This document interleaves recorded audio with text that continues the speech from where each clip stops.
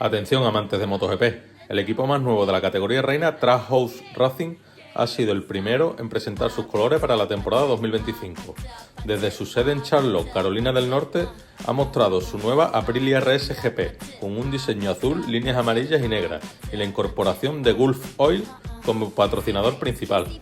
Los pilotos para esta temporada serán Raúl Fernández, afrontando su cuarta temporada en MotoGP, y Ai Ogura, debutante de la categoría reina y campeón de Moto2. ¿Qué opinas de esta nueva decoración y alineación de pilotos? ¿Crees que Trackhouse Racing sorprenderá en 2025? Déjanos tu comentario. Suscríbete, hijo mío, anda, que no cuesta nada, padre, que no cuesta nada darle a la campanita o al botón de seguir.